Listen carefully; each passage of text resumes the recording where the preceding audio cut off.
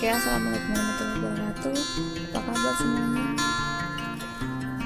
Perkenalkan, nama saya Rizka Krisna Pandini dari Prodi Tadris Bahasa Inggris semester 4 Lokal D, Universitas Islam Negeri Sultan Saifuddin Jambi. Di sini saya mencoba untuk menjelaskan tentang salah satu aliran filsafat pendidikan, yaitu filsafat pendidikan aliran progresivisme. Oke, langsung aja kita mulai. Jadi, dalam video pembahasan kali ini ada beberapa hal yang bakal saya bahas. Yang pertama, pengertian. Apa sih filsafat pendidikan progresivisme itu? Lalu ada akar ataupun dasar, sifat karakteristik progresivisme dalam pendidikan di Indonesia, dan juga pandangan filsafat pendidikan progresivisme. Oke, langsung aja kita mulai. Yang pertama,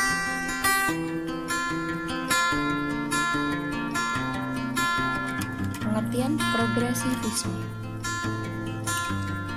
Progresivisme merupakan suatu aliran yang menekankan bahwa pendidikan bukanlah sekedar upaya pemberian sekumpulan pengetahuan pada subjek didik, tetapi hendaklah berisi beragam aktivitas yang mengarah pada pelatihan kemampuan berpikir mereka secara menyeluruh, sehingga mereka dapat berpikir secara sistematis melalui cara-cara ilmiah seperti penyediaan ragam data empiris dan informasi teoritis, memberikan analisis, pertimbangan, dan pembuatan kesimpulan menuju penemuan alternatif yang paling memungkinkan untuk pemecahan masalah yang tengah dihadapinya.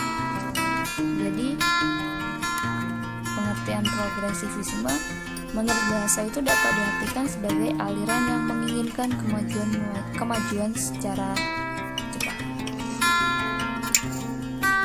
Teori pendidikan ini memfokuskan pada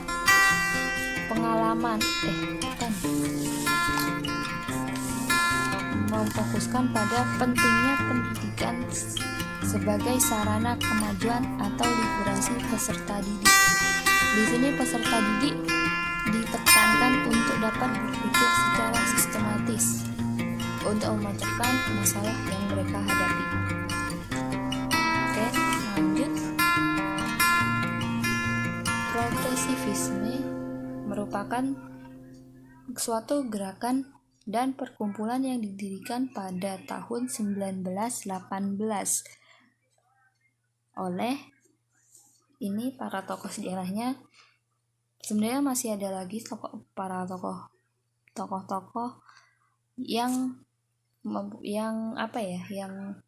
muncul pada saat filsafat pragmatisme dan juga progresivisme, seperti Charles S. Peirce, William James, John Dewey, Francis Bacon, John Locke, and J.G. Rawls. Pokoknya itu. Ada juga William Kilpatrick, lalu ada Whitney, Ornstein, dan Levin, dan juga masih ada lagi yang kemungkinan tidak bisa saya cantumkan. Para pendidik progresivisme ini mencoba untuk mereformasi metode pendidikan di sekolah dasar, sebagaimana sekolah tradisional biasanya menekankan pelajaran terhadap subjek tertentu seperti membaca, menulis, aritmatika, geografi, sejarah, dan juga tata bahasa. Guru mengajar atau mendiktekan pelajaran tersebut, kemudian belajar menuliskannya pada buku catatan masing-masing. Murid kemudian mempelajari inti pokok dari apa yang ada dalam buku catatan, kemudian diperhadapkannya kepada teks buku mereka. Jadi di sini guru menjalankan tugasnya sepanjang pelajaran berlangsung, kecuali pada saat murid diperintahkan untuk menghafal bahan pelajaran tersebut. Jadi dengan demikian dapat kita gambarkan bahwa pendidikan tradisional pada saat itu menekankan pada otoritas penuh dari guru pengajar, menekankan metode instruksi pada buku teks, pengajaran yang pasif melalui ingatan atas data yang dipelajari, pendidikan terisolasi dari realitas sosial dan hukuman badan sebagai sebuah bentuk untuk menegakkan disiplin. Jadi kalau yang ada yang nggak disiplin ya hukumannya merupakan hukuman badan. Lanjut ya.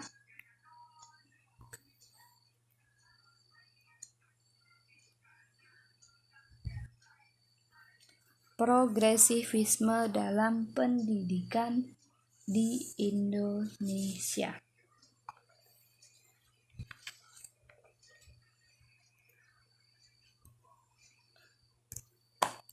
Progresivisme memiliki andil yang cukup besar, terutama dalam pelaksanaan pendidikan yang diterapkan di Indonesia. Aliran ini beragam dan mengembangkan setiap potensi yang dimilikinya. Jadi, menurut progresivisme ini, pendidikan selalu dalam proses pengembangan. Penekanannya adalah perkembangan individu, masyarakat, dan juga kebudayaannya.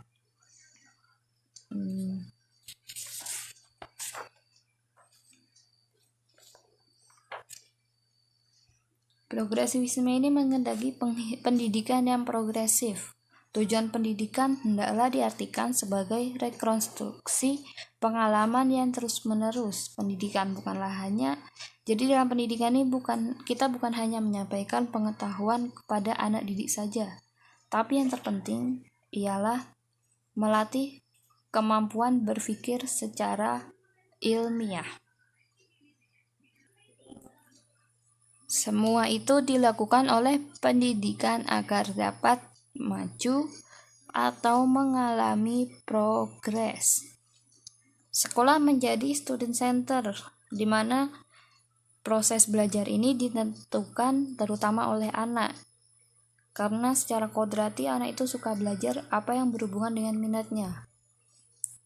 Atau anak akan belajar atau mau belajar jika mereka merasa perlu, tidak karena terpaksa oleh orang lain.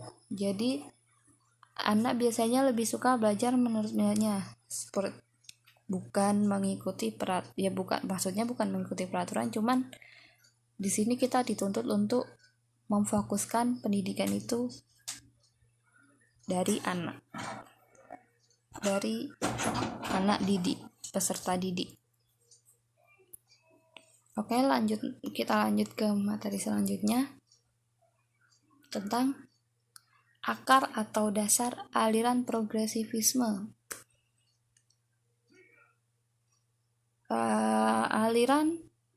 Dasar dari aliran progresivisme ini berakar dari falsafah naturalisme romantik dari Rousseau dan filsafat pragmatisme dari John Dewey. Jadi naturalisme dan juga pragmatisme ini kita gabungkan atau dielaborasikan.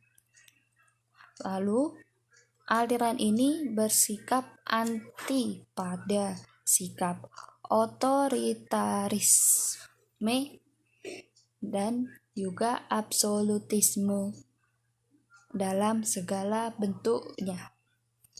Otoritas dan absolut. Otoritas ini berarti dia bersifat mengatur secara mutlak. Lalu kalau absolutisme itu dia secara mutlak. Jadi anak ini dalam progresivisme ini menentang sikap otoritarisme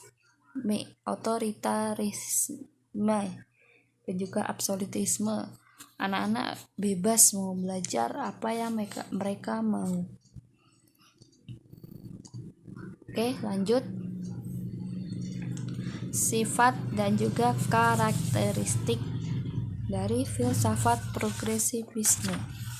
Yang pertama, positive and remedial. Dalam arti ini bahwa progresivisme itu menaruh kepercayaan terhadap kekuatan alamiah dari manusia atau kekuatan yang diwarisi oleh manusia sejak lahir, man's natural powers. Oke, yang kedua, negative and diagnostic. Sifat ini dikatakan negatif dalam arti bahwa progresivisme itu menolak otoritarisme dan absolutisme dalam segala bentuk, misalnya otoritas dan juga absolut dalam politik, agama, etika, dan juga epistemologi. Progresivisme juga merupakan pandangan hidup yang mempunyai sifat-sifat. Yang pertama, fleksibel. Fleksibel di sini maksudnya dia tidak kaku, tidak menolak perubahan, dan juga tidak terikat oleh doktrin tertentu. Yang kedua, curious atau ingin mengetahui, ingin menyelidiki. Jadi sifatnya dia selalu ingin tahu, haus akan ilmu baru, haus akan ilmu pengetahuan.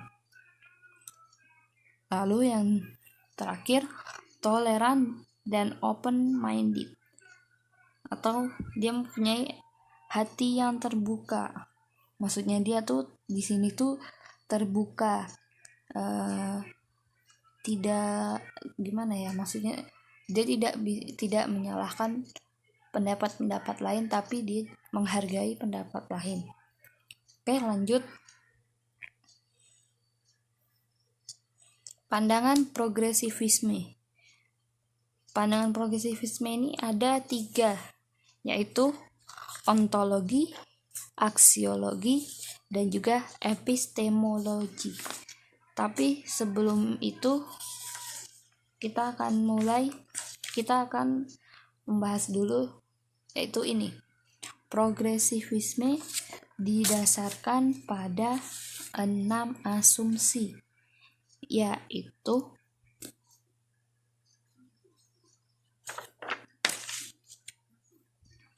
yang pertama, pengajaran dikatakan efektif jika mempertimbangkan anak secara menyeluruh dan juga minat-minat serta kebutuhannya dalam hubungannya dalam bidang kognitif, afektif, dan psikomotor. Jadi pengajaran secara progresivisme ini dikatakan efektif jika kita mempertimbangkan pendapat anak dulu. Apa sih yang mereka minati, apa sih yang enggak mereka minati. Lalu yang kedua, muatan kurikulum harus diperoleh dari minat-minat siswa. Nah, seperti yang saya bilang di awal, muatan kurikulum ini harus memenuhi minat-minat siswa. Jangan sampai siswa atau peserta didik merasa terbebani atau terpaksa belajar yang tidak mereka minati. Jadi bukan disiplin dari akademik. Yang ketiga, tujuan dari pendidikan adalah mengajarkan para siswa berpikir secara rasional. Jadi di sini tujuannya siswa tuh dituntut untuk berpikir rasional sehingga mereka menjadi cerdas yang memberi kontribusi pada anggota masyarakat. Lalu selanjutnya, pembelajaran pada pokoknya bersifat aktif. Pembelajaran pada pokoknya bersifat aktif. Jadi pengajar atau guru yang efektif memberi siswa pengalaman-pengalaman yang memungkinkan mereka belajar dengan melakukan kegiatan tertentu. Lalu di sekolah siswa mempelajari nilai-nilai personal dan juga nilai-nilai sosial. Selanjutnya, umat manusia ada dalam suatu keadaan yang berubah secara konstan. Pendidikan memungkinkan masa depan yang lebih baik dibandingkan dengan masa lalu. Oke. Di sini kita akan mulai tentang pandangan progresivisme. Yang pertama, ontologi progresivisme. Pandangan ontologi progresivisme bertumpu pada 3 hal, yakni asas Haredi atau asas keduniaan, pengalaman sebagai realita, dan pikiran mind sebagai fungsi manusia yang unik. Asas Haribi itu apa sih? Asas Haribi itu ialah adanya kehidupan realita yang amat luas, tidak terbatas, sebab kenyataan alam semesta adalah kenyataan dalam kehidupan manusia. Lalu, pengalaman sebagai realita. Pengalaman itu adalah kunci pengertian manusia atas segala sesuatu. Pikiran atau mind. Manusia mempunyai potensi pikiran atau mind yang berperan dalam pengalaman, eksistensi, dan realita mind hanyalah dalam aktivitas, dalam tingkah laku. Seperti yang dikatakan oleh John Dewey, pengalaman adalah key konsep manusia atas segala sesuatu. Key konsep atau konsep kuncinya. Lanjut. Yang kedua, aksiologi progresivisme. Dalam pandangan aksiologi ini, ialah nilai timbul karena manusia mempunyai bahasa. Dengan demikian memungkinkan adanya saling keterhubungan. Jadi masyarakat itu menjadi wadah timbulnya nilai-nilai, dan juga bahasa ini merupakan sarana ekspresi yang berasal dari dorongan, kehendak, perasaan, dan kecerdasan dari individu-individu. Nilai itu benar, jadi dia tuh bisa menilai melalui pengujian yang dialami dalam pergaulannya. Nilai itu benar atau tidak, baik atau tidak, itu disesuaikan dengan apa yang mereka alami dalam pergaulan mereka itu sendiri. Oke. Dan terakhir, epistemologi progresivisme. Pandangan epistemologi ialah bahwa pengetahuan itu informasi, fakta, hukum, prinsip, proses, dan kebiasaan yang terakumulasi dalam pribadi sebagai proses interaksi dan pengalaman. Untuk epistemologi ini, pengetahuan diperoleh manusia baik secara langsung melalui pengalaman dan kontak dengan segala realita dalam kehidupan, ataupun pengetahuan yang diperoleh langsung melalui catatan-catatan. Pengetahuan adalah hasil dari aktivitas tertentu. Makin sering kita menghadapi tuntutan lingkungan dan makin banyak pengalaman dalam kita praktik, maka makin besar persiapan kita dalam menghadapi tuntunan di masa depan. Oke, mungkin hanya itu yang dapat saya jelaskan. Kalau ada salah dan juga kekurangan atau